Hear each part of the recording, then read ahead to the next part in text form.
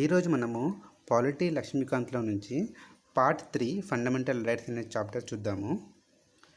Fundamental rights అనేవి part 3లో mention చేశారు కాన్స్టిట్యూషన్లో. ముందుగా ఈ పార్ట్స్ అంటే ఏంటంటే మన కాన్స్టిట్యూషన్లో ఎన్నైతే ఆర్టికల్స్ ఉన్నాయో అవన్నీ కూడా కొన్ని పార్ట్స్లో డివైడ్ చేశారండి. ఫస్ట్ పార్ట్లో యూనియన్ అండ్ టెరిటరీస్ అంటే మన స్టేట్స్ పేర్లు ఫస్ట్ పార్ట్లో రాశారు. అలాగే సెకండ్ పార్ట్లో సిటిజన్షిప్ గురించి రాశారండి. సిటిజన్షిప్ అమెండ్మెంట్ బిల్ రీసెంట్గా వచ్చింది కానీ అలా సిటిజన్షిప్ గురించి సెకండ్ పార్ట్లో రాశారు. థర్డ్ పార్ట్లో ఫండమెంటల్ రైట్స్ గురించి రాశారు. అలాగే ఫోర్త్ పార్ట్లో డైరెక్టివ్ ప్రిన్సిపల్స్ గురించి రాశారండి. అలా మొత్తం 22 పార్ట్స్ ఉన్నాయి మన కాన్స్టిట్యూషన్లో. దాంట్లో పార్ట్ 3లో ఫండమెంటల్ రైట్స్ మెన్షన్ చేశారు. ఓకే, ఇప్పుడు ఈ ఫండమెంటల్ రైట్స్ ఎక్కడి నుంచి తీసుకున్నాము అంటే యుఎస్ఏ కాన్స్టిట్యూషన్లో నుంచి బిల్ ఆఫ్ రైట్స్ నుంచి ఇన్స్పైర్ అయ్యి తీసుకున్నది. బిల్ ఆఫ్ రైట్స్ అంటే మన ఫండమెంటల్ రైట్స్ ఎలాగో యుఎస్ఏలో బిల్ ఆఫ్ రైట్స్ అలాగా. కాబట్టి ఆ బిల్ ఆఫ్ రైట్స్ని చూసి ఇన్స్పైర్ అయ్యి మనం ఫండమెంటల్ రైట్స్ మన కాన్స్టిట్యూషన్లో మనము తీసుకున్నాము. అలాగే ఈ ఫండమెంటల్ రైట్స్ అనేవి ఆర్టికల్స్ 12 to 35లో మనము చూడొచ్చు.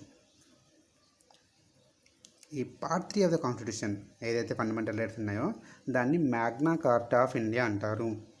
మ్యాగ్నా కార్టా అంటే ఏంటంటే ఇంగ్లాండ్కి సంబంధించిన టాపిక్ అండి. ఇది England king John 1215లో Magna కార్టా issue చేశారండి. అంటే అక్కడ ఫండమెంటల్ రైట్స్ అనేవి దాన్ని మ్యాగ్నా కార్టా అనేవారు. అప్పుడు 1215లో కింగ్ జాన్ ఇంగ్లాండ్ అతను ఇష్యూ చేశారు మ్యాగ్నా కార్టా అని. సో అందుకనే మన ఫండమెంటల్ రైట్స్ని కూడా మన పార్ట్ 3ని కూడా మ్యాగ్నా కార్టా ఆఫ్ ఇండియా అంటారు. ఇది క్వశ్చన్ రూపంలో రావచ్చండి. ఈ క్రింది వాటిలో మ్యాగ్నా కార్టా అని దేన్ని పిలుస్తారు? ఫండమెంటల్ రైట్స్, డైరెక్ట్ ప్రిన్సిపల్స్, అలా డిఫరెంట్గా ఆప్షన్స్ ఇవ్వచ్చు. కాబట్టి ఇంపార్టెంట్ ఇది. మన ఇండియాలో కాన్స్టిట్యూషన్లో ఫండమెంటల్ రైట్స్ చాలా ఎలాబొరేట్గా రాస్తారండి. అది వేరే దేశంలో కాన్స్టిట్యూషన్లో ఫండమెంటల్ ఇంత ఎలాబొరేట్గా రాయరు, జస్ట్ మెన్షన్ చేస్తారంతే. ఇండియాలో ప్రతి ఫండమెంటల్ ప్రతి రైట్ కింద చాలా ఇన్ఫర్మేషన్ ఇచ్చారండి. చాలా ఎక్సెప్షన్స్ కానీ చాలా డిఫరెంట్ పాయింట్స్లో మనం క్లియర్గా ఎక్స్ప్లెయిన్ చేస్తారు. కాబట్టి చాలా ఎలాబొరేట్గా ఇండియన్ కాన్స్టిట్యూషన్లో ఫండమెంటల్ రైట్స్ గురించి చూడొచ్చు. ఈ ఫండమెంటల్ రైట్స్ అనేవి గ్యారంటీడ్ బై కాన్స్టిట్యూషన్ అంటే కాన్స్టిట్యూషనే ఇస్తుందండి. వేరే మామూలు చట్టాలు చేసి ఫండమెంటల్ రైట్స్ ఇవ్వటం కాదు, కాన్స్టిట్యూషన్లో డైరెక్ట్గా మెన్షన్ చేస్తారు. ఫండమెంటల్ రైట్స్ అనేవి prevent establishment of authoritarian rule అంటే మన దేశంలో అథారిటేరియన్ రూల్ రాకుండా ఉండడానికి ఫండమెంటల్ రైట్స్ ప్రివెంట్ చేస్తుందండి. ఎందుకంటే ఏదైనా ఇప్పుడు ఎవరైనా ప్రధానమంత్రి ఏదైనా చట్టం తీసుకొచ్చారనుకోండి రైట్స్కి వ్యతిరేకంగా, అప్పుడు ఈ ఫండమెంటల్ రైట్స్ అనేవి అలాంటి చట్టాలకి వ్యతిరేకంగా వెళ్తాయి. కాబట్టి అథారిటేరియన్ రూల్ రాకుండా ప్రివెంట్ చేయడానికి ఫండమెంటల్ రైట్స్ అనేవి ఉపయోగపడతాయి.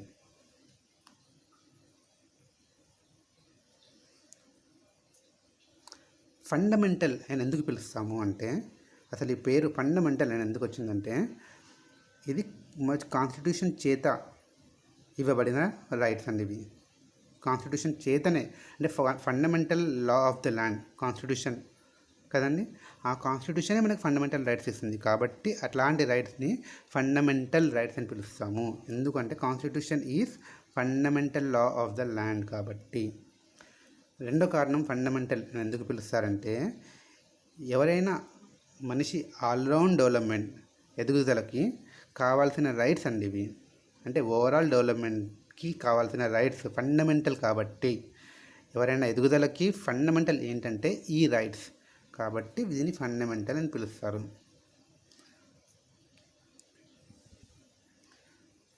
ఏ ఆర్టికల్స్లో ఫండమెంటల్ రైట్స్ ఉన్నాయి? డిఫరెంట్ ఫండమెంటల్ రైట్స్ ఉన్నాయండి. రైట్ టు ఈక్వాలిటీ అనేది ఒక ఫండమెంటల్ రైట్, అది ఆర్టికల్ 14 to 18 మనం చూడొచ్చు. అలాగే ఆర్టికల్ 19 to 21 మధ్యలో రైట్ టు ఫ్రీడమ్స్కి సంబంధించిన ఆర్టికల్స్ అండి ఇవి. అలాగే 23, 24 రైట్స్ అగెయిన్స్ట్ ఎక్స్ప్లాయిటేషన్కి వ్యతిరేకంగా ఈ రైట్స్ అండి ఈ ఆర్టికల్ 23, 24లో మనం చూడొచ్చు. ఆర్టికల్ 25-28 అంటే ఫ్రీడమ్ ఆఫ్ రిలీజియన్ గురించి సంబంధించిన ఆర్టికల్స్ అన్నీ రైట్స్ అన్నీ ఈ ఆర్టికల్స్ మధ్యలో చూడొచ్చు. అలాగే 29-30 కల్చరల్ అండ్ ఎడ్యుకేషనల్ రైట్స్ సంబంధించిన రైట్స్ అనేవి ఈ రెండు ఆర్టికల్స్లో మనం చూడొచ్చు. అలాగే కాన్స్టిట్యూషనల్ రెమెడీస్ అంటే ఎవరైనా ఫండమెంటల్ రైట్స్ వయోలేట్ అయితే కనుక అతను నా రైట్స్ వయోలేట్ అయ్యాయి కదా అని కోర్ట్స్కి వెళ్ళే అధికారం ఉంటుంది. కోర్ట్స్కి ఒకవేళ అనిపిస్తే కరెక్టే ఇతని రైట్స్ వయోలేట్ అయ్యాయి అని అనిపిస్తే కోర్ట్స్ వాటికి సొల్యూషన్ ఒక ఆన్సర్ ఇస్తుందండి. వాటిని రెమెడీస్ అంటారు, కాన్స్టిట్యూషనల్ రెమెడీస్. మనం ఇవన్నీ కూడా క్లియర్గా ప్రతి ఒక్క ఆర్టికల్ని చూద్దాము తర్వాత. సో ఇలా ఓవరాల్గా చూస్తే ప్రతి రైట్కి సంబంధించిన ఆర్టికల్స్ ఇక్కడ మనం చూడొచ్చు. ఇక్కడ చూసినట్టయితే 29-30 తర్వాత 32 ఇచ్చారండి, 31 లేదు. ఎందుకంటే 31ని తీసేశారు. ఎప్పుడు తీసేశారు? 1978లో డిలీట్ చేస్తారండి కాన్స్టిట్యూషన్ నుంచి. ఎందుకు డిలీట్ చేస్తారంటే ఇది ఆర్టికల్ 31 అనేది రైట్ టు ప్రాపర్టీకి సంబంధించింది. ఇక్కడ ఇచ్చాము ఆర్టికల్ 31 అనేది రైట్ టు ప్రాపర్టీకి సంబంధించింది. ఈ రైట్ వల్ల చాలా ప్రాబ్లమ్స్ ఇండియాలో చూసామండి. చాలా కోర్టు కేసెస్ కానీ గవర్నమెంట్ కోర్టుల చుట్టూ తిరిగే పరిస్థితి అప్పుడు వచ్చిందండి. కాబట్టి అందుకనే రైట్ టు ప్రాపర్టీ ఆర్టికల్ 31ని డిలీట్ చేయడం జరిగింది 1978 44th అమెండ్మెంట్ యాక్ట్ తోటి. 44th అమెండ్మెంట్ యాక్ట్ చేసి డిలీట్ చేశారు. డిలీట్ చేశారంటే మొత్తం కాన్స్టిట్యూషన్ నుంచే తీసేశారంటే కాదు, ఫండమెంటల్ రైట్స్ నుంచి తీసేసి వేరే ఆర్టికల్లో చేర్చారండి. ఆర్టికల్ 300A అంటే ఇప్పుడు రైట్ టు ప్రాపర్టీ ఆర్టికల్ 300Aలో ఉంది. ఇప్పుడు క్వశ్చన్ రావచ్చు, రైట్ టు ప్రాపర్టీ అనేది కాన్స్టిట్యూషనల్ రైటా కాదా అని. ఎస్, రైట్ టు ప్రాపర్టీ అనేది కాన్స్టిట్యూషనల్ రైటే. ఎందుకంటే కాన్స్టిట్యూషన్లో ఉంది, ఆర్టికల్ 300Aలో ఉంది. ఒకవేళ ఆర్టికల్ రైట్ టు ప్రాపర్టీ ఇది లీగల్ రైట్ అంటే ఎస్ లీగల్, మొత్తం కాన్స్టిట్యూషన్లో ఉంది కాబట్టి లీగల్ రైట్ అంటే అవును. కానీ రైట్ టు ప్రాపర్టీ ఇదే ఫండమెంటల్ రైట్ అంటే మాత్రం తప్పు.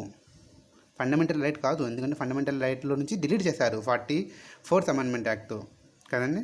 కాబట్టి కాన్స్టిట్యూషనల్ రైటా అంటే అవును, లీగల్ రైటా అంటే అవును, ఫండమెంటల్ రైటా అంటే కాదు. ఇది గుర్తుపెట్టుకోండి. ఆ తర్వాత ఇప్పుడు ఫండమెంటల్ రైట్స్ యొక్క ఫీచర్స్ని చూద్దాము, అంటే లక్షణాలు. ఫండమెంటల్ రైట్స్ ఫీచర్స్ ఏంటి? కొన్ని ఫండమెంటల్ రైట్స్ ఇండియన్ సిటిజన్స్కి మాత్రమే ఉంటాయి, కొన్ని ఫండమెంటల్ రైట్స్ ఫారినర్స్కి కూడా ఉంటాయి. అవి ఏంటి అనేవి మనం తర్వాత క్లియర్గా చూద్దాం. కాకపోతే ఓవరాల్గా చూస్తే కొన్ని ఫండమెంటల్ సిటిజన్స్కి మాత్రమే ఉంటాయి, కొన్ని ఫండమెంటల్ రైట్స్ సిటిజన్స్ అంటే ఇండియన్ సిటిజన్స్ ప్లస్ ఫారినర్స్ ఇద్దరికి కూడా ఉంటాయి. కొన్ని ఫండమెంటల్ రైట్స్ స్టేట్స్ యాక్షన్ అంటే గవర్నమెంట్కి వ్యతిరేకంగా కొన్ని ఉంటాయండి, కొన్ని ప్రైవేట్ ఇండివిజువల్స్కి వ్యతిరేకంగా ఉంటాయి. ఇదేంటంటే ఇక్కడ ఫస్ట్ ఆఫ్ ఆల్ స్టేట్ అంటే ఏంటంటే గవర్నమెంట్ అని గుర్తుపెట్టుకోండి. దీని గురించి మనం ఆర్టికల్ 13లో చాలా ఎలాబరేట్గా చూద్దాము, ఆర్టికల్ 12 ఎలాబరేట్గా చూద్దాము. స్టేట్ అంటే ఏంటి అనే దాన్ని బట్టి స్టేట్ అంటే గవర్నమెంట్ అని గుర్తుపెట్టుకోండి. గవర్నమెంట్కి వ్యతిరేకంగా కొన్ని ఫండమెంటల్ రైట్స్ ఉంటాయి, కొన్ని ప్రైవేట్కి వ్యతిరేకంగా కూడా. ఫర్ ఎగ్జాంపుల్ అన్టచబిలిటీ ఆర్టికల్ 17లో మనం చూస్తాము. అన్టచబిలిటీ ఆర్టికల్ 17లో చూస్తాము. అది గవర్నమెంట్ చేయదు, ప్రైవేట్ ఇండివిజువల్ చేస్తాడు. ఎవరన్నా సపోజ్ అప్పర్ క్యాస్ట్ వ్యక్తి లోవర్ క్యాస్ట్ అతన్ని నువ్వు మాతో కలిసి నన్ను ముట్టుకోవద్దు ఇలాంటి ఏదైనా చేస్తే అది ప్రైవేట్ ఇండివిజువల్కి వ్యతిరేకంగా. కాబట్టి కొన్ని ఫండమెంటల్ రైట్స్ గవర్నమెంట్కి వ్యతిరేకంగా, కొన్ని ఫండమెంటల్ రైట్స్ ప్రైవేట్ ఇండివిజువల్స్కి వ్యతిరేకంగా ఉంటాయి. కొన్ని ఫండమెంటల్ రైట్స్ నెగిటివ్, కొన్ని ఫండమెంటల్ రైట్స్ పాజిటివ్. ఇదేంటి పాజిటివ్ నెగిటివ్స్ అంటే కొన్ని ఫండమెంటల్ రైట్స్ మనల్ని కొన్ని పనులు చేయకుండా ఆపుతాయి. అంటే ఎలా అంటే ఆర్టికల్స్ 23-24 రైట్స్ అగైన్స్ ఎక్స్ప్లాయిటేషన్ పైన చూస్తాం కదండి, ఇలాగా ఇక్కడ చూస్తాం కదండి 23-24 రైట్స్ అగైన్స్ ఎక్స్ప్లాయిటేషన్ అంటే వేరే వాళ్ళని ఎక్స్ప్లాయిట్ చేయకుండా ఆపే రైట్స్ అంటే నెగిటివ్. కొన్ని ఫండమెంటల్ రైట్స్ పాజిటివ్ అంటే మనకు కొన్ని హక్కులు, చాలా మన ఫండమెంటల్ రైట్స్ హక్కులు ఉంటాయి, freedom of speech, freedom of religion, ఇవన్నీ కూడా పాజిటివ్ మనకు కదండి. అలాగా దే ఆర్ జస్టిసబుల్ అంటే ఎప్పుడైతే వయోలేట్ అయ్యాయో, మన ఫండమెంటల్ రైట్స్ని వయోలేట్ అయ్యాయని మనకు అనిపిస్తే మనం వెంబడే కోర్ట్స్కి వెళ్ళొచ్చు. కోర్ట్స్కి వెళ్ళి మనము జస్టిస్ అడగొచ్చు కోర్ట్స్ని, నా ఫండమెంటల్ రైట్ వయోలేట్ అయ్యింది అని. డైరెక్ట్గా సుప్రీంకోర్టుకే వెళ్ళొచ్చు డైరెక్ట్గా మనము. కాబట్టి దాన్ని ఫండమెంటల్ రైట్స్ ఆర్ జస్టిసబుల్. అలాగే డైరెక్ట్ నెక్స్ట్ పార్ట్ 4లో డైరెక్ట్ ప్రిన్సిపల్స్ ఉంటాయండి. డైరెక్ట్ ప్రిన్సిపల్స్ అనేవి జస్టిసబుల్ కాదు, ఫండమెంటల్ రైట్స్ అనేవి జస్టిసబుల్. అర్థమైంది. కానీ జస్టిసబుల్ అంటే కోర్ట్స్కి వెళ్ళొచ్చు మనం ఒకవేళ వయోలేట్ అయితే అని. నెక్స్ట్ ఇక్కడ జస్టిసబుల్ అంటే మీనింగ్ ఇక్కడ aggrieved person can directly go to supreme court or high courts. ఇక్కడ ఇచ్చాం. They are not sacrosanct. ఇక్కడ సాక్రోసాంక్ట్ ఓ అండి ఇది. They are not sacrosanct or permanent. అంటే ఫండమెంటల్ రైట్స్ అనేవి పర్మనెంట్ కాదండి, వాటిని చేంజెస్ చేయొచ్చు. అంటే గవర్నమెంట్ ఫండమెంటల్ రైట్స్లో ఏదైనా చేంజెస్ చేయాలి అంటే చేయొచ్చు ఈజీగా, కాన్స్టిట్యూషనల్ అమెండ్మెంట్ తీసుకొచ్చి. కాబట్టి అవి పర్మనెంట్గా ఉండవు అని అర్థం. రిపీల్ అంటే డిలీట్ కూడా చేయొచ్చు. మనం చూసాము ఆర్టికల్ 31 రైట్ టు ప్రాపర్టీని రిపీల్ చేశారు, డిలీట్ చేశారు కదండి. అలాగా పర్మనెంట్ అది అంటే ఫండమెంటల్ రైట్స్ అనేవి పర్మనెంట్ కాదు అని అర్థం. దే కెన్ బి సస్పెండెడ్ అంటే నేషనల్ ఎమర్జెన్సీ టైంలో వాటిని సస్పెండ్ చేయొచ్చు ఫండమెంటల్ రైట్స్ని. నేషనల్ ఎమర్జెన్సీ అనేది సపరేట్ టాపిక్ అండి. ఆర్టికల్ 352 ప్రకారంగా ఇండియాలో నేషనల్ ఎమర్జెన్సీ విధించవచ్చు. ఇందిరాగాంధీ గారు విధించారు 1970sలో. అలాగా ఎప్పుడైతే ఎమర్జెన్సీ ఇండియాలో ఉంటుందో అప్పుడు ఫండమెంటల్ రైట్స్ అనేవి ఏమైతే సస్పెండ్ అవుతాయి. అన్ని ఫండమెంటల్ రైట్స్ సస్పెండ్ అవుతాయి అంటే కాదు, ఆర్టికల్ 20, 21 మాత్రం సస్పెండ్ కావు. ఇవి ఏంటో మనం తర్వాత చూద్దాము, ఆ టాపిక్ వచ్చినప్పుడు చూద్దాము 20 ఏంటి 21 ఏంటి అనేది.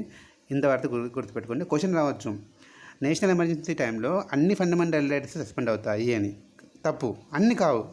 ఆర్టికల్ 20, 21, 19 కూడా సస్పెండ్ అవుతుంది. ఎప్పుడు అంటే ఒకవేళ నేషనల్ ఎమర్జెన్సీ అనేది నేషనల్ ఎమర్జెన్సీ విధించడానికి 2-3 కారణాలు ఉంటాయండి. దాంట్లో ఎక్స్టర్నల్ అగ్రెషన్ కారణంతో ఫండమెంటల్ నేషనల్ ఎమర్జెన్సీ అనేది విధిస్తే ఆ టైంలో ఆర్టికల్ 19 అనేది కూడా సస్పెండ్ అవుతుంది. లేకుంటే నార్మల్ వేరే కారణాలతోటి నేషనల్ ఎమర్జెన్సీ విధిస్తే ఈ 2 ఆర్టికల్స్ మాత్రమే, ఆర్టికల్ 20, 21 మాత్రమే సస్పెండ్ అవుతాయి. అలాగే ఇక్కడ లిమిటేషన్, ఫండమెంటల్ రైట్స్లో ఎక్సెప్షన్స్, లిమిటేషన్స్ అనేవి ఈ ఆర్టికల్స్లో మెన్షన్ చేశారండి. Article 31A, 31B, 31C. 31 అంటే రైట్ టు ప్రాపర్టీ అని చెప్పాను, కానీ దాంట్లోనే ఇప్పుడు 31 అయితే ఫండమెంటల్ రైట్స్లో లేదు, కానీ 31A, 31B, 31C ఫండమెంటల్ రైట్స్లోనే ఉన్నాయి. ఇవి ఏంటో తర్వాత చూద్దాం. ఇవి ఎక్సెప్షన్స్, ఇవి హక్కులు. ఈ ఆర్టికల్స్లో మనకి ఎలాంటి హక్కులు ఇవ్వరు, కానీ ఇవి ఫండమెంటల్ రైట్కి సంబంధించిన లిమిటేషన్స్కి సంబంధించిన ఆర్టికల్స్ అండి. ఇవి తర్వాత రైట్ టు ప్రాపర్టీ టాపిక్లో చూద్దాము. ఇంకా armed forces, paramilitary forces, police, intelligence agencies, వీరికి ఫండమెంటల్ రైట్స్ అనేవి మనకు నార్మల్ ప్రజలకు ఎలా ఉంటాయో అలా ఉండవండి. కొన్ని రైట్స్ తక్కువ ఉంటాయి, కొన్ని రిస్ట్రిక్షన్స్ ఉంటాయి. సపోజ్ మనకు ఫ్రీడమ్ ఆఫ్ స్పీచ్ ఉంది, ఏదంటే అది మనం మాట్లాడవచ్చు. కానీ ఒక ఆర్మీ పర్సన్ అలా మాట్లాడకూడదు. ఆర్మీ పర్సన్ అలా మాట్లాడేటప్పుడు ముందు చాలా ఆలోచించి మాట్లాడాలి. ఎందుకంటే ఆర్మీ పర్సన్కి చాలా విషయాలు, చాలా సీక్రెట్స్ తెలిసి ఉంటాయి. నాకు ఫ్రీడమ్ ఆఫ్ స్పీచ్ ఉంది కదా అని ఇష్టం వచ్చినట్టు మాట్లాడితే అది దేశానికి హానికరం కదండి. అందుకనే ఇలాంటి armed forces, paramilitary forces, police forces, intelligence agencies, వీరికి కొన్ని రిస్ట్రిక్షన్స్ అనేవి ఉంటాయి ఫండమెంటల్ రైట్స్. అది రిస్ట్రిక్షన్స్ ఎవరు పెడతారు? పార్లమెంటే పెట్టవచ్చు, కేవలం పార్లమెంటే. ఆర్టికల్ 33 ఏం చెప్తుందంటే పార్లమెంట్కి హక్కు ఉంది మన ఈ ఆర్మ్డ్ ఫోర్సెస్ వీరందరికీ ఫండమెంటల్ రైట్స్ పైన రిస్ట్రిక్షన్స్ విధించే హక్కు పార్లమెంట్కి ఉంది, విధించవచ్చు పార్లమెంట్ అని చెప్తుందండి ఆర్టికల్ 33. అలాగే ఆర్టికల్ 34 ఏం చెప్తుందంటే ఎప్పుడైతే మార్షల్ లా ఉంటుందో, ఏదైనా ప్లేస్లో ఏదైనా గొడవలు జరుగుతున్నాయండి, అల్లర్లు జరుగుతున్నాయి అనుకోండి, అక్కడ మార్షల్ లా విధించవచ్చు. మార్షల్ లా అంటే మిలిటరీ రూల్, ఓకేనండి. అలాంటి మార్షల్ లా ఉన్న టైంలో ఫండమెంటల్ రైట్స్ అనేవి సస్పెండ్ అవుతాయి. అప్పుడు పార్లమెంట్ అనేది యాక్ట్ ఆఫ్ ఇండెమ్నిటీ. అంటే సపోజ్ అల్లర్లు జరుగుతున్నాయి, రైట్స్ జరుగుతున్నాయి, అల్లర్లు జరుగుతున్నాయి. ఆ టైంలో మిలిటరీ వారు లాఠీచార్జ్ చేస్తారు, ఫైరింగ్ కూడా చేసే అవకాశాలు ఉంటాయి. అలాంటప్పుడు ఎవరైనా చనిపోయినా కూడా చనిపోవచ్చు. కాబట్టి అలా ఆర్మీ వారికి, అలా ఫోర్సెస్కి హక్కులు ఉంటాయండి కొన్ని. అలా మన నార్మల్ ఆర్డర్ని రిస్టోర్ చేయడానికి ఈ కొన్ని ఫోర్సెస్ అనేవి, మన పోలీస్ ఫోర్సెస్ కానీ సిఆర్పిఎఫ్ కానీ, వాళ్ళు కొన్ని యాక్షన్స్ తీసుకోవచ్చు.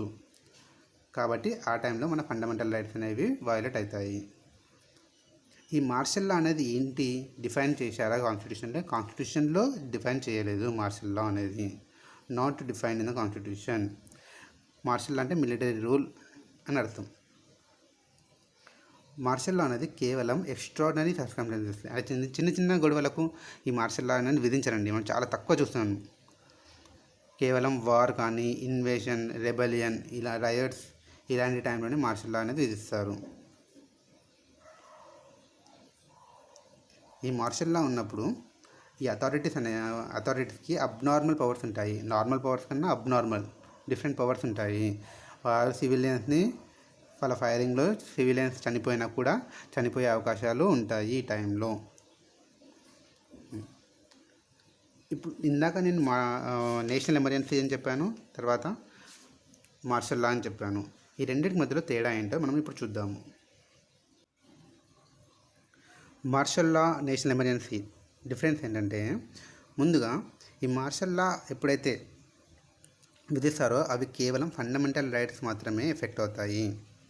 కానీ నేషనల్ ఎమర్జెన్సీ విధిస్తే మాత్రం కేవలం ఫండమెంటల్ రైట్స్ మాత్రమే కాదు, సెంటర్ స్టేట్ రిలేషన్స్ కూడా ఎఫెక్ట్ అవుతాయండి.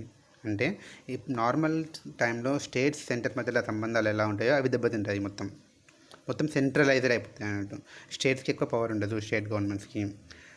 రెవెన్యూస్ డిస్ట్రిబ్యూషన్ అంటే ట్యాక్సెస్, జిఎస్టీ లాంటి రెవెన్యూ డిస్ట్రిబ్యూషన్స్ అనేవి ఎఫెక్ట్ అవుతాయి. అలా మన సెంటర్ స్టేట్స్ అనేవి మొత్తానికి ఎఫెక్ట్ అవుతాయండి. స్టేట్స్ గవర్నమెంట్స్ అనేవి చాలా పవర్స్ కోల్పోతారు. ఆ తర్వాత గవర్నమెంట్ సస్పెండ్ అవుతుందండి మార్షల్ లా టైంలో గవర్నమెంట్ అనేది సస్పెండ్ అవుతుంది. ఆర్డినరీ లా ఆఫ్ కోర్ట్స్ కూడా సస్పెండ్ అవుతాయి. కానీ నేషనల్ ఎమర్జెన్సీ టైంలో మామూలుగా స్టేట్ గవర్నమెంట్స్ కానీ గవర్నమెంట్ కంటిన్యూ అవుతూ ఉంటుంది. తర్వాత మార్షల్ లా విధించినప్పుడు అది కేవలం ఎప్పుడైనా లా అండ్ ఆర్డర్ సిచ్యువేషన్, అల్లర్లు జరిగినప్పుడు విధిస్తారండి. Breakdown of law and order అంటాము. అలా జరిగినప్పుడు మార్షల్ లా విధిస్తాము. కానీ నేషనల్ ఎమర్జెన్సీ 3 కారణాలుగా మనము విధించవచ్చు. ఒకటి వార్, యుద్ధం జరిగినప్పుడు, లేదా ఎక్స్టర్నల్ అగ్రెషన్, లేదా ఆర్మ్డ్ రెబెలియన్. అంటే ఇండియాలోనే మన లోకల్లో ఆర్మ్డ్ రెబెలియన్, తిరుగుబాటుతనం అంటాం కదండి. అలా జరిగినప్పుడు నేషనల్ ఎమర్జెన్సీ అనేది విధిస్తాం.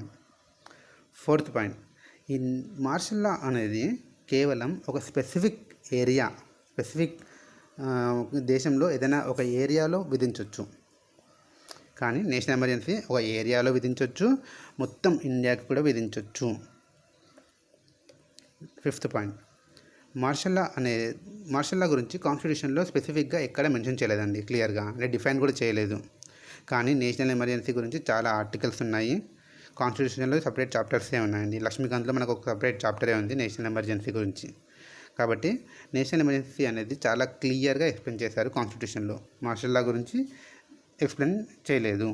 ఇలా డిఫరెన్సెస్ మనం చూడొచ్చు martial law and national emergency. Next article 35. ఈ ఆర్టికల్ 35 అంటే మనం ఏం చదువుతున్నాము, ఫీచర్స్ ఆఫ్ ఫండమెంటల్ రైట్స్ అంటే లక్షణాలు ఏంటో చదువుతున్నాము. కానీ దాంట్లో నెక్స్ట్ పాయింట్ ఏంటంటే, ఈ ఫండమెంటల్ రైట్స్ అనేవి ఎగ్జిక్యూట్ చేయడానికి చాలాసార్లు సెల్ఫ్ ఎగ్జిక్యూటరీ ఉంటాయి. అంటే ఇప్పుడు ఫ్రీడమ్ ఆఫ్ స్పీచ్ ఉందండి. ఫ్రీడమ్ ఆఫ్ స్పీచ్ అంటే నాకు నేనే వినియోగించుకోవచ్చు, దానికి వేరే చట్టాలు అవసరం లేదు, గవర్నమెంట్ సపోర్ట్ అవసరం లేదు, నాకు ఏదనిపిస్తే నేను మాట్లాడవచ్చు. సెల్ఫ్ ఎగ్జిక్యూటరీ, నాకు వేరే వారి హెల్ప్ అవసరం లేదు నేను ఏదైనా చెప్పాలి అంటే. కానీ అలా కొన్ని ఫండమెంటల్ రైట్స్ ఉంటాయి, సెల్ఫ్ ఎగ్జిక్యూటరీ ఫండమెంటల్ రైట్స్ కొన్ని ఉంటాయి. కానీ కొన్నిటికి మాత్రం పార్లమెంట్ చట్టాన్ని తీసుకురావాలి. తీసుకురావాల్సిన పరిస్థితి. సపోజ్ ఎగ్జాంపుల్ ఏంటంటే ఆర్టికల్ 17 ఉంది. ఆర్టికల్ 17 ఈ 17 ఏంటంటే అన్టచబిలిటీ గురించి. ఇప్పుడు అన్టచబిలిటీ, నేను సపోజ్ లోవర్ క్యాస్ట్ వ్యక్తిని, లోవర్ క్యాస్ట్ వ్యక్తి ఇప్పుడు అప్పర్ క్యాస్ట్ నేను అనుకుంటాను, అరే కాన్స్టిట్యూషన్లో అందరూ సమానమని చెప్పారు, అన్టచబిలిటీ నేరం అని చెప్పారు, కాబట్టి ఇప్పటి నుంచి అన్టచబిలిటీ ఉండదు అని నేను అనుకుంటే సరిపోదు కదండి. పక్కన వ్యక్తి కూడా అనుకోవాలి. వాడు అనుకోకుంటే అప్పుడు పార్లమెంట్ అనేది చట్టాన్ని తీసుకురావాలి. చట్టం తీసుకొచ్చి ఎవరైనా అన్టచబిలిటీ ప్రాక్టీస్ చేస్తే వారికి జైలు శిక్ష, ఈ శిక్షలు, ఇన్ని సంవత్సరాల శిక్షలు విధిస్తాము అనే ఒక చట్టాన్ని తీసుకురావాలి.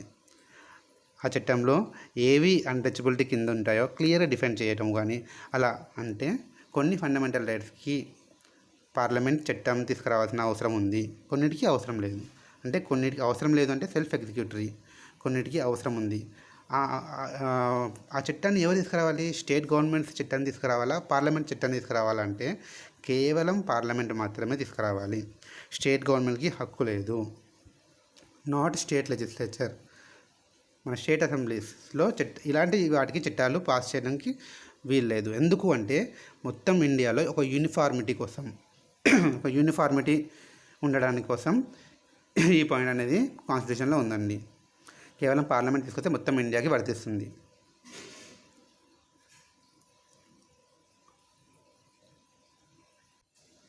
అలాగే కేవలం పార్లమెంట్ మాత్రమే చేయగల పనులు ఇంకా ఏంటంటే ఆర్టికల్ 16 క్లాస్ 3లో ఆర్టికల్ 16 ఏంటంటే ఎంప్లాయ్మెంట్కి సంబంధించింది. దేశంలో ఎంప్లాయ్మెంట్లో ఎలాంటి డిస్క్రిమినేషన్ ఉండకూడదు అని చెప్పే ఆర్టికల్ 16. దాంట్లో క్లాస్ 3 ఏంటంటే అక్కడ ఎక్సెప్షన్ ఉంటాయండి. దాంట్లో ఈ రెసిడెన్స్ అనే ఒక ఎక్సెప్షన్ పైన కేవలం పార్లమెంట్ మాత్రమే చట్టాన్ని తెచ్చే అవకాశం ఉంటుంది అని రాశారండి. అదొకటి. రెండు ఏంటంటే కేవలం పార్లమెంట్ మాత్రమే ఇంకా చేయాలి పని ఏంటంటే సుప్రీంకోర్టు, హైకోర్టు కాకుండా మిగతా కోర్ట్స్ కూడా ఆర్టికల్ 32లో రిట్స్ ఇచ్చే అధికారం పార్లమెంట్ వేరే కోర్ట్స్ కూడా ఇవ్వచ్చు. ఆర్టికల్ 32 ఏంటి, ఈ రిట్స్ ఏంటి తెలియని వాళ్ళు మనము క్లియర్గా ఆ 32 ఆర్టికల్ చదివే టైంలో చెప్తానండి. కానీ పార్లమెంట్ మాత్రమే చేయగల పని ఏంటంటే వేరే కోర్ట్స్ కూడా ఈ పవర్ని ఇచ్చే అధికారం కేవలం పార్లమెంట్కే ఉంటుంది అని గుర్తుపెట్టుకోండి. అలాగే ఈ ఆర్మ్డ్ ఫోర్సెస్, పోలీస్ ఫోర్సెస్కి కొన్ని ఫండమెంటల్ రైట్స్ని మనము రిస్ట్రిక్ట్ చేయొచ్చు అని చెప్పాము కదండి. కేవలం పార్లమెంట్ మాత్రమే చేయొచ్చు ఆ పని.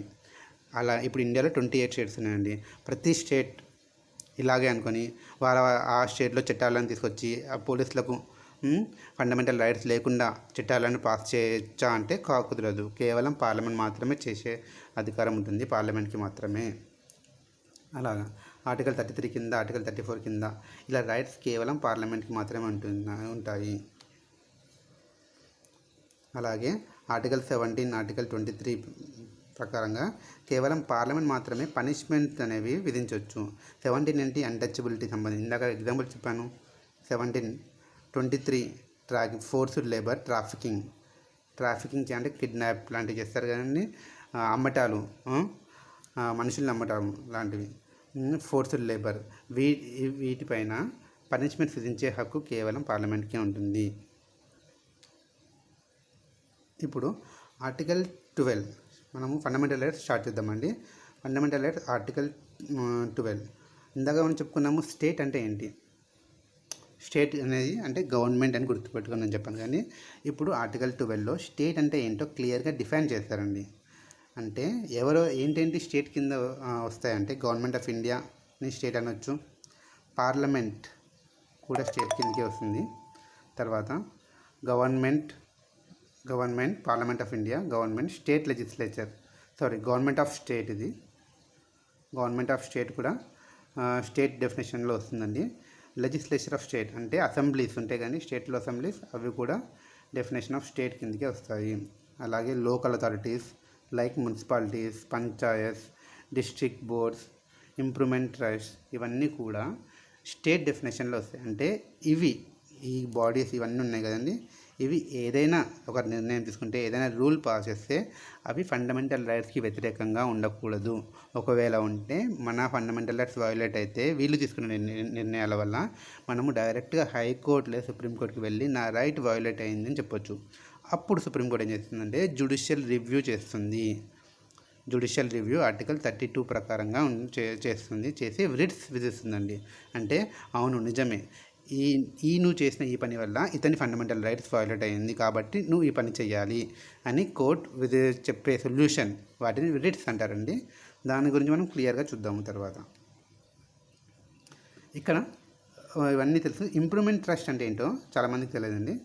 అదేంటంటే స్పెషల్ పర్పస్ వెహికల్స్ అంటాము, లేదా for example town improvement trust అంటే ఏదైనా స్పెసిఫిక్ పని కోసము ఒక బాడీని స్టార్ట్ చేస్తారండి. ఫర్ ఎగ్జాంపుల్ హౌసింగ్ బోర్డ్స్, కేవలం హౌసింగ్ గురించి, పొల్యూషన్ కంట్రోల్ బోర్డ్. సో ఇవి కూడా డెఫినేషన్ ఆఫ్ స్టేట్ కిందకే వస్తాయి.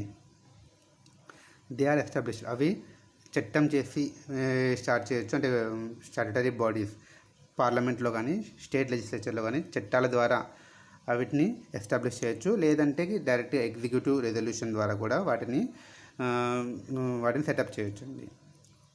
అవి ఆటోనమస్ బాడీ లాగా పనిచేస్తాయి, ఎవరి కింద ఉండవు. అంటే మున్సిపల్ బాడీస్ కింద పనిచేయండి. అవి ఎవరికి సబార్డినేట్ కాదు, అవి ఆటోనమస్, అవే డిసిషన్ తీసుకునే హక్కు వాటికి ఉంటుంది. ఇంప్రూవ్మెంట్ ట్రస్ట్ కానీ ఇలా స్పెషల్ పర్పస్ వెహికల్ అవి కూడా డెఫినేషన్ ఆఫ్ స్టేట్ కిందకే వస్తాయి. ఇంకా statutory and non statutory authorities like LIC కానీ ఓఎన్జీసీ ఇవన్నీ గవర్నమెంట్ బాడీసే. SAIL, steel authority of India limited ఇవన్నీ గవర్నమెంట్ బాడీసే. కానీ పిఎస్యూస్ ఇవి కూడా డెఫినేషన్ ఆఫ్ స్టేట్ కిందకి వస్తాయి. అంటే ఇవి కూడా ఎల్ఐసి వాళ్ళు కూడా ఏదైనా సపోజ్ రేపు ఎల్ఐసి వాళ్ళు ఒక జాబ్ నోటిఫికేషన్ రిలీజ్ చేస్తారండి. ఆ జాబ్ నోటిఫికేషన్లో సపోజ్ ఒక మతానికి చెందిన వాళ్ళు మాత్రమే అప్లై చేయండి అని అన్నారు అనుకోండి, అది ఫ్రీడమ్ ఆఫ్ రిలీజియన్కి వ్యతిరేకం. కాబట్టి వేరే వాళ్ళ ఫండమెంటల్ రైట్స్కి వ్యతిరేకంగా ఉంటాయి. కాబట్టి వాటిని కోర్టులో ఛాలెంజ్ చేయొచ్చు. వాటిని ఏమంటారండి, జస్టిసబుల్. ఫండమెంటల్ రైట్స్ జస్టిసబుల్ అంటాం కానీ అలాగా ఇవి కూడా డెఫినేషన్ ఆఫ్ స్టేట్ కిందకి వస్తాయి. ఆర్టికల్ 13 ఏం చెప్తుందంటే ఏవైనా చట్టాలు laws inconsistent with fundamental rights are void. అంటే ఏవైనా చట్టాలు, ఏదైనా స్టేట్ గవర్నమెంట్ కానీ సెంట్రల్ గవర్నమెంట్ కానీ ఏవైనా చట్టాలు ఫండమెంటల్ రైట్స్కి వ్యతిరేకంగా ఉంటే, ఇన్కన్సిస్టెంట్గా ఉంటే అవి వాయిడ్ అవుతాయి. అంటే అవి నల్ అండ్ వాయిడ్, అవి వయోలేట్ అయ్యాయి కాబట్టి, ఫండమెంటల్ రైట్స్ వయోలేట్ అయ్యాయి కాబట్టి అది చెల్లవు అని అర్థం. అంటే దీని అర్థం ఏంటంటే కోర్ట్స్కి ఒక పవర్, జ్యుడిషియల్ రివ్యూ అనే పవర్ ఈ ఆర్టికల్ ఇస్తుంది, ఆర్టికల్ 13 ఇస్తుంది. ఈ క్వశ్చన్ రావచ్చండి, డాక్ట్రిన్ ఆఫ్ జ్యుడిషియల్ రివ్యూ ఏ ఆర్టికల్లో చూడొచ్చు అలా ఇస్తారు. అంటే ఆర్టికల్ 13లో ఇండైరెక్ట్గా కోర్ట్స్కి జ్యుడిషియల్ రివ్యూ చేసే అధికారం ఇస్తుంది.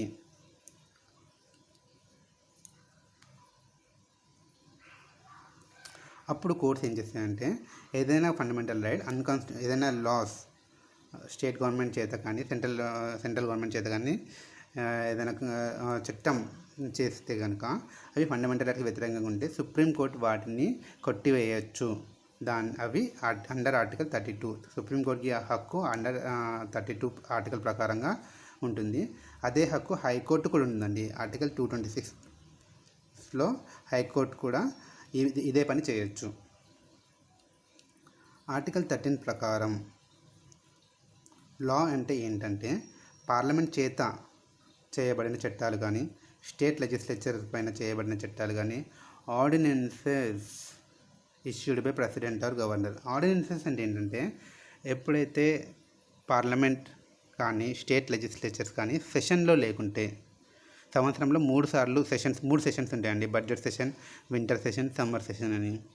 అలా సెషన్ మధ్యలో బ్రేక్స్ ఉంటాయి. ఆ బ్రేక్ టైంలో గవర్నర్కి కానీ ప్రెసిడెంట్కి కానీ అనిపించింది అనుకోండి, అరే ఈ చట్టం చాలా ఇంపార్టెంట్, ఖచ్చితంగా అర్జెంటు కాబట్టి ఒక చట్టాన్ని తీసుకురావాలి అని గవర్నమెంట్కి అనిపిస్తే అప్పుడు గవర్నమెంట్ ఏం చేస్తుందంటే గవర్నర్ దగ్గరికి, స్టేట్ గవర్నమెంట్ అయితే గవర్నర్ దగ్గరికి వెళ్ళి, సెంట్రల్ గవర్నమెంట్ అయితే ప్రెసిడెంట్ దగ్గరికి వెళ్ళి చెప్తుందండి, ఈ టాపిక్ పైన మేము చట్టం చేయాలనుకుంటున్నాము. చాలా అర్జెంట్ మ్యాటర్ కాబట్టి మనము చట్టాన్ని చేయాలి.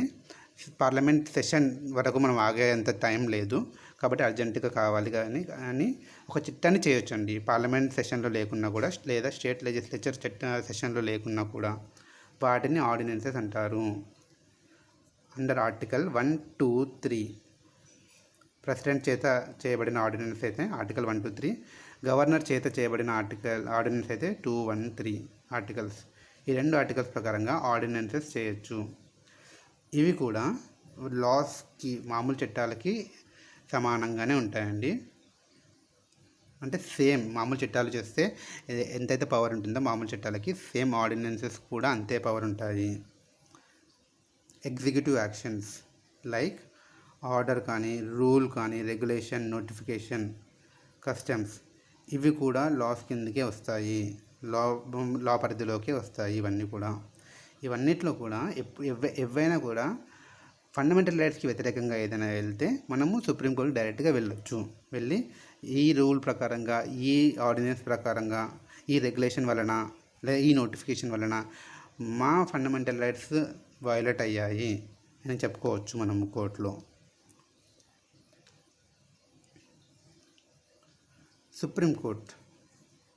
సుప్రీంకోర్టు కేశవానంద్ భారతి కేసు 1973లో, ఇది చాలా ఫేమస్ కేసు అండి. 1973లో సుప్రీంకోర్టు కేశవానంద్ భారతి కేసులో కాన్స్టిట్యూషన్ అమెండ్మెంట్ యాక్ట్ అనేది ఇది నార్మల్ చట్టం కాదు అని చెప్పిందండి.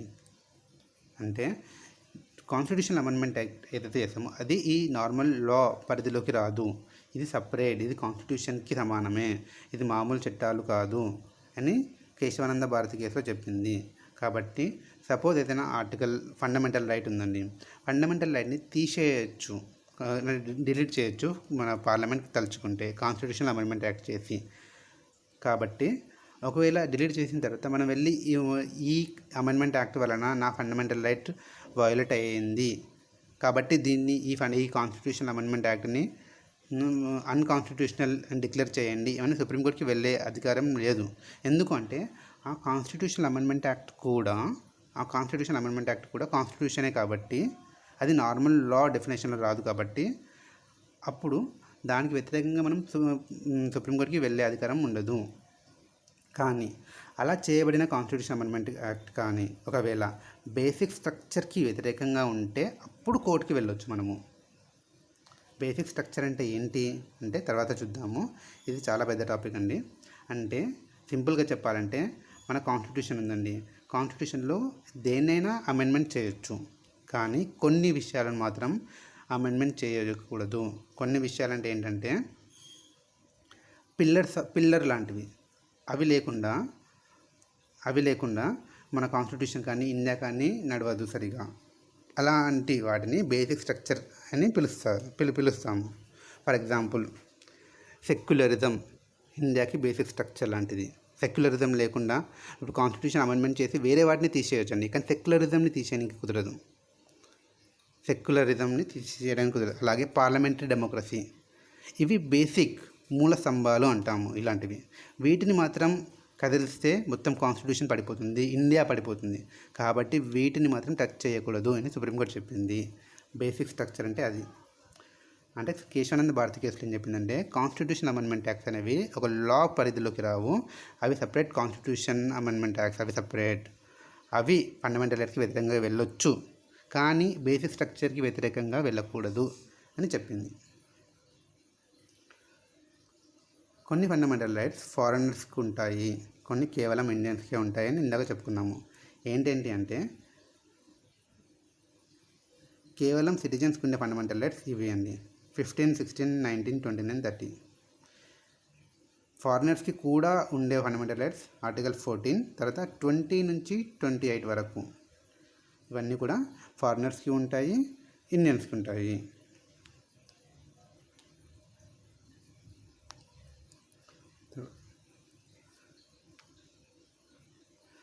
తర్వాత article 14 to 18 right to equality. అంటే 14, 15, 16, 17, 18 ఇవన్నీ కూడా రైట్ టు ఈక్వాలిటీకి సంబంధించిన ఆర్టికల్సే. దాంట్లో ఆర్టికల్ 14 అనేది ఫస్ట్ చూద్దాము. 14 ఏం చెప్తుందంటే equality before law and equal protection of laws. ఈ రెండు కాన్సెప్ట్స్ అండి, రెండు చాలా డిఫరెంట్ కాన్సెప్ట్స్, చాలా పెద్ద టాపిక్స్ ఇవేంటో చూద్దాం. State shall not deny any person. State అంటే ఇందాక చెప్పుకున్నాము ఏవేవి వస్తాయో స్టేట్కి డెఫినేషన్లో. ఏ పర్సన్ ఎవరికి కూడా స్టేట్ అనేది ఈక్వాలిటీ బిఫోర్ లా అని డినై చేయకూడదు. అంటే ప్రతి ఒక్కరూ చట్టానికి సమానం అని చెప్తుందండి. And equal protection of laws అంటే likes are to be treated like. అంటే ఒక కేటగిరీకి సంబంధించిన వ్యక్తులని ఒక సమానంగా చూడాలి. అంటే సపోజ్ మెన్ అండ్ ఉమెన్ ఉన్నారండి, వారికి డిఫరెంట్, పురుషులు వేరు, మహిళలు వేరు. అంటే అందరి మహిళల్ని సమానంగా చూడాలి, అందరి పురుషులని సమానంగా చూడాలి కదండి. అలా అంటే ఇక్కడ క్లాసిఫికేషన్కి ఆస్కారం ఉంటుంది. ఇది మనం డీటెయిల్గా చూద్దామండి ఇదేంటో. ఈ ఆర్టికల్ 14 ఇండియన్స్కి ఫారినర్స్కి ఇద్దరికీ ఉంటుంది ఇందాక చూసినట్టుగా. ఇక్కడ పర్సన్ అంటే ఇక్కడ ఇచ్చారు కానీ any state shall not deny any person ఇచ్చారు. కానీ పర్సన్ అంటే ఎవరు అంటే ఒక మనిషేనా అంటే కేవలం మనిషి మాత్రమే కాదండి. ఇక్కడ లీగల్ పర్సన్ అంటే మనుషులతో పాటు statutory corporations, companies, registered societies కూడా ఈ డెఫినేషన్లోకి వస్తాయి. అంటే 2 కంపెనీస్ ఉన్నాయండి, ఈ 2 కంపెనీస్ని కూడా ఈక్వల్గా చూడాలి గవర్నమెంట్ కదా. ఈ 2 కంపెనీస్ కూడా ఈక్వల్గా చూడాలి. అంటే ఇక్కడ కూడా డిస్క్రిమినేషన్ ఉండకూడదు ఈ 2 కంపెనీస్ మధ్యలో. కాబట్టి ఇక్కడ కూడా రైట్ టు ఈక్వాలిటీ అనేది వర్తిస్తుంది. ఈక్వాలిటీ బిఫోర్ లా అనే కాన్సెప్ట్ చూద్దాం. 2 కాన్సెప్ట్స్ చూసాం కదండి, equality before law, equal protection of laws. దాంట్లో ఫస్ట్ టాపిక్ ఏంటంటే ఈక్వాలిటీ బిఫోర్ లా. దీని గురించి చూద్దాము. బ్రిటిష్ ఆరిజిన్ అంటే మనం బ్రిటిష్ నుంచి తీసుకున్నాము. నెక్స్ట్ టాపిక్ మనము equal protection of the laws, America నుంచి తీసుకున్నది, ఇది బ్రిటిష్ నుంచి తీసుకున్నది. ఆబ్సెన్స్ ఆఫ్ స్పెషల్ ప్రివిలేజెస్ అంటే ఎవరికి కూడా స్పెషల్గా ప్రివిలేజెస్ అనేవి ఉండవు దీంట్లో. అంటే అందరూ సమానమే, ప్రెసిడెంట్ అయినా సమానమే, నేనైనా సమానమే, సీఎం అయినా సమానమే, ఐఏఎస్ ఆఫీసర్ అయినా సమానమే, ఎవరైనా సమానమే. Equal subjection of all person to ordinary law అంటే ఆర్డినరీ లా దృష్టిలో అందరూ సమానమే అని. ఎవరు కూడా చట్టానికి పైన ఉండకూడదు అని చెప్తుంది ఈక్వాలిటీ బిఫోర్ లా. ఆ తర్వాత equal protection of laws. Equality of treatment under equal circumstances. Under equal circumstances అంటే ఇక్కడ చూద్దాం. ఈక్వల్ సర్కమ్స్టాన్సెస్ ఒక పేద వ్యక్తి ఉన్నాడండి, ఒక రిచ్ పర్సన్ ఉన్నారు. ఇప్పుడు ఇద్దరు సమానమే అంటే కాదు. కాబట్టి గవర్నమెంట్ అనేది ఈ రిచ్ పర్సన్స్ అందరినీ ఒక విధంగా చూడాలి, పూర్ పర్సన్ అందరినీ ఒక విధంగా చూడాలి కదండి. ఇప్పుడు ఇక్కడ ఇద్దరు ఈక్వల్ కాదు కాబట్టి పూర్ పీపుల్ అందరూ, పేదవాళ్ళందరూ ఒక విధంగా, ధనికులందరూ ఒక విధంగా చూడాలి. అంటే ధనికుల్లో మళ్ళీ డిస్క్రిమినేషన్ ఉండకూడదు, పేదవాళ్ళలో మళ్ళీ డిస్క్రిమినేషన్ ఉండకూడదు. ఇప్పుడు అందరు పేదవాళ్ళు, ఇతను ముస్లిం పేదవాడు, ఇతను హిందూ పేదవాడు కాబట్టి హిందూ పేదవాడికి నేను ఇది చేస్తాను, ముస్లిం పేదవాడికి కాబట్టి ఇది చేస్తాను, అలా చూడకూడదు. పేదవాళ్ళు అందరూ ఒక కేటగిరీలో ఉన్నప్పుడు సమానంగా చూడాలి. అలాగా ఇక్కడ ఇంకో ఎగ్జాంపుల్ చెప్పొచ్చండి. ఇప్పుడు ఫస్ట్ క్లాస్ అబ్బాయి 10th క్లాస్ అబ్బాయి మధ్యలో రన్నింగ్ రేస్ పెట్టకూడదు, అంతే కదండి. ఫస్ట్ క్లాస్లో ఉన్న అబ్బాయిలందరినీ ఒక విధంగా చూడాలి, 10th క్లాస్లో ఉన్న అబ్బాయిలందరినీ ఒక విధంగా చూడాలి, అలాగా అన్నట్టు. ఈక్వాలిటీ బిఫోర్ లా అనేది నెగిటివ్ కాన్సెప్ట్ అండి, వేరే ఈక్వల్ ప్రొటెక్షన్ ఆఫ్ లా ఇది పాజిటివ్ కాన్సెప్ట్. అంటే గవర్నమెంట్ ఎప్పుడైనా ఎవరికైనా హెల్ప్ చేయాలి అనుకుంది, అంటే పేదవాళ్ళు కదా హెల్ప్ చేయాలి అనుకుంది, అంటే పేదవారికి ఏదైనా చేయాలి అని అనుకుంటే అప్పుడు ఈక్వాలిటీ బిఫోర్ లా అనేది గవర్నమెంట్కి వ్యతిరేకంగా పనిచేస్తుంది. అదేంటి నువ్వు ఇతనికి ఈ పని చేస్తున్నావు, అందరం సమానమే కదా అని గవర్నమెంట్కి వ్యతిరేకంగా వెళ్ళే కాన్సెప్ట్ ఈక్వాలిటీ బిఫోర్ లా. కాబట్టి నెగిటివ్ పవర్ అని చెప్తాము, negative concept. Equal protection of law అంటే ఇందాక చెప్పినట్టుగా క్లాసిఫికేషన్ చేయొచ్చు, అలా క్లాసిఫై చేసి గవర్నమెంట్ వారికి ఏదైనా హెల్ప్ చేసే అధికారం ఇక్కడ ఉంటుంది. కాబట్టి పాజిటివ్ కాన్సెప్ట్. ఇప్పుడు ఇంకో కాన్సెప్ట్ చూద్దామండి, రూల్ ఆఫ్ లా. ఇదేంటి రూల్ ఆఫ్ లా అనేది చాలా ఇంపార్టెంట్ అండి. కేవలం ఇండియాలో కాదు, ఇది చాలా దేశాల్లో దీన్ని వాడతారండి. ఇదేంటి కాన్సెప్ట్ ఏంటి? ఈ కాన్సెప్ట్ ఇచ్చింది ఏవి డైసీ అనే వ్యక్తి. మూడు పాయింట్స్ ఉంటాయండి. ఈ రూల్ ఆఫ్ లా కింద 3 పాయింట్స్ ఉంటాయి. ఫస్ట్ పాయింట్ ఏంటంటే no person should be punished except for breach of law. అంటే ఏదైనా వ్యక్తి ఆ వ్యక్తిని శిక్షించాలి అంటే అతను చట్టానికి వ్యతిరేకమైన పని చేస్తేనే శిక్ష విధించవచ్చు. ఒకవేళ అతను ఏదైనా పని చేస్తారనుకోండి, ఆ పని గురించి చట్టంలో ఎక్కడ లేదు, ఆ పని చేసినందుకు శిక్ష అనేది చట్టంలో ఎక్కడ రాయబడలేదు. కాబట్టి గవర్నమెంట్ అతన్ని పనిష్మెంట్ చేసే అధికారం గవర్నమెంట్కి లేదు అనే కాన్సెప్ట్ అనేది first point, rule of Lalo first point. రెండో పాయింట్ ఏంటంటే ఈక్వాలిటీ బిఫోర్ లా. మనం ఇందాక చూసాం కానీ ఈక్వాలిటీ బిఫోర్ లా, అందరూ సమానమే. మూడో పాయింట్ ఏంటంటే rights of the person derived ఎక్కడి నుంచి డిరైవ్ అయింది రైట్స్ అనేవి? Courts of law. అంటే కోర్ట్స్ నుంచి డిరైవ్ అయిన రైట్స్ ప్రజలకు ఇవ్వటం అన్నట్టు. మన రైట్స్ ఇండియాలో ఫండమెంటల్ రైట్స్ అనేవి ఎక్కడి నుంచి ఎక్కడి నుంచి మనకు ఫండమెంటల్ రైట్స్ ఇవ్వబడుతున్నాయండి? కాన్స్టిట్యూషన్ ఇస్తుంది మనకు కదండి. కానీ ఇక్కడ ఈ దేశంలో కోర్ట్స్ ఇస్తాయండి. అంటే కోర్టులు అనేవి చర్చించి డిబేట్ చేసి ఆ తర్వాత జడ్జెస్కి అనిపిస్తే ఓకే ఈ రైట్స్ అనేవి ప్రజలకు ఇవ్వాలి అని అనిపిస్తే అప్పుడు అలాంటి రైట్స్ అనేవి ప్రజలకు ఇస్తున్నాయండి.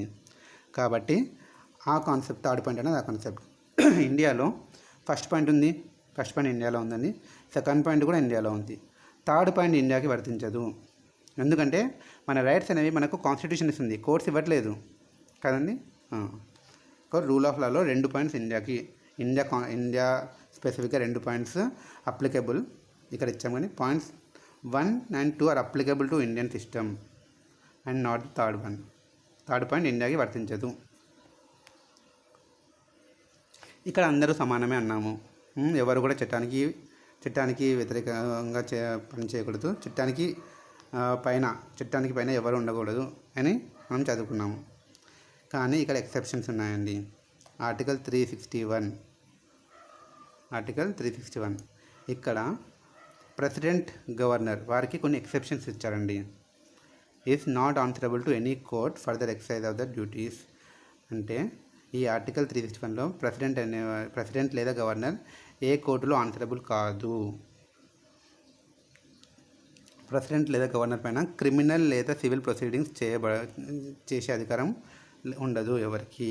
అంటే ప్రెసిడెంట్ ఒకవేళ ఏదైనా క్రిమినల్ పని చేసినా కూడా, ప్రెసిడెంట్ లేదా గవర్నర్ ఏదైనా క్రిమినల్ పని చేసినా కూడా అతని పైన కేస్ ఫైల్ చేసే అధికారం కానీ క్రిమినల్ ప్రొసీడింగ్స్ అనేవి చేయకూడదు.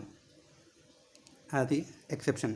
అదేంటి అందరూ సమానమే అన్నారు కదా అంటే అవును, కానీ కొన్ని ఎక్సెప్షన్స్ ఉంటాయి. అది ఆర్టికల్ 361లో ఇచ్చారు. ప్రెసిడెంట్, గవర్నర్కి మాత్రము ఇలాంటివి. కానీ ఇక్కడ సివిల్ ప్రొసీడింగ్స్ మాత్రం ఏదైనా సివిల్ కేసెస్ ఉన్నాయనుకోండి, ఆ సివిల్ అంటే సపోజ్ ఏదైనా గవర్నర్ అనుకుందాము, ఏదైనా సివిల్ కేసెస్, సివిల్ లా బ్రేక్ చేశారు, ఏదైనా ల్యాండ్ విషయంలో కానీ, ఏదైనా ఇల్లు విషయంలో కానీ, ఏదైనా లా బ్రేక్ చేశారు, అతనిపైన కేస్ ఫైల్ చేసి ప్రొసీడింగ్స్ చేయొచ్చా అంటే చేయొచ్చు. కానీ 2 months ముందు ఫస్ట్ నోటీస్ ఇవ్వాలి. ఆ 2 months తర్వాత రెస్పాన్స్ చూసి తర్వాత ప్రొసీడింగ్స్ అనేవి స్టార్ట్ చేయొచ్చు. కానీ క్రిమినల్ ప్రొసీడింగ్స్ మాత్రం చేయకూడదు. ఆర్టికల్ 361A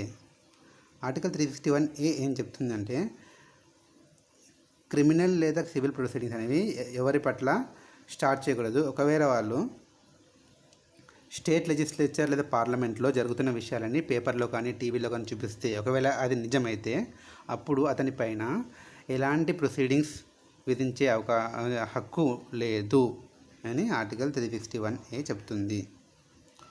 అలాగే ఆర్టికల్ 105 ఏం చెప్తుందంటే ఈ 105, 194 ఇవి రెండు కూడా ప్రివిలేజెస్కి సంబంధించిన ఆర్టికల్స్. అంటే privileges of parliament or parliamentarians. 194 అంటే మన ఎమ్మెల్యేలు లేదా స్టేట్ అసెంబ్లీకి సంబంధించిన ప్రివిలేజెస్.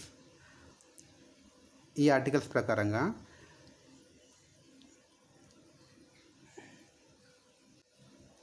ఎవరైనా ఎంపీ లేదా ఎమ్మెల్యే పార్లమెంట్లో లేదా స్టేట్ లెజిస్లేచర్లో ఏదైనా మాట్లాడినా ఏ పని ఏదైనా చేసినా వాటికి వ్యతిరేకంగా ఎవరు కూడా కోర్ట్స్కి వెళ్ళే అధికారం ఎవరికి లేదు. కోర్ట్స్లో వాళ్ళు జవాబిచ్చే పరిస్థితి ఉండదు.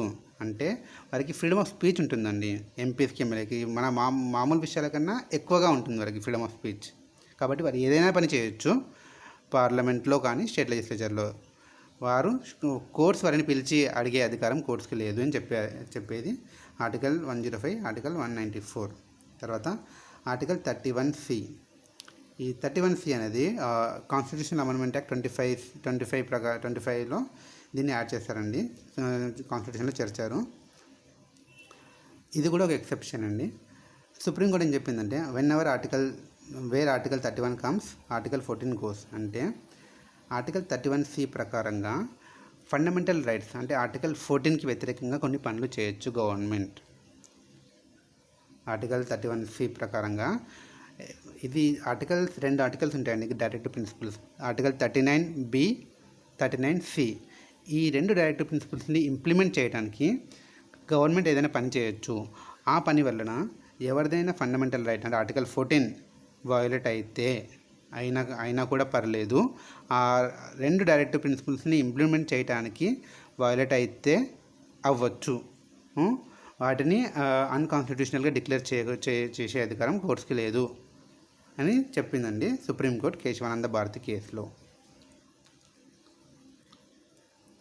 ఇంకా ఎక్సెప్షన్స్ ఏంటంటే ఫారిన్ సోవరెన్స్ రూలర్స్ కానీ, అంబాసిడర్స్, మన ఐఎఫ్ఎస్ ఆఫీసర్స్ ఉంటారు కదండి, ఇండియన్ ఫారిన్ సర్వీస్, అలా అంబాసిడర్స్ కానీ, డిప్లొమాట్స్ కానీ, వీరికి కొన్ని ఇమ్యూనిటీస్ ఉంటాయండి. సివిల్, క్రిమినల్ కేసెస్ వీరిపైన ప్రొసీడింగ్స్ చేయకూడదు. ఇవి కూడా ఎక్సెప్షన్స్ అండి. Plus UNO, United Nation organisation and its agencies కూడా వాటికి కూడా డిప్లొమాటిక్ ఇమ్యూనిటీ అనేది ఉంటుంది. సో ఇవన్నీ కూడా ఫండమెంటల్ రైట్స్లో ఎక్సెప్షన్స్ మనం చూసాము.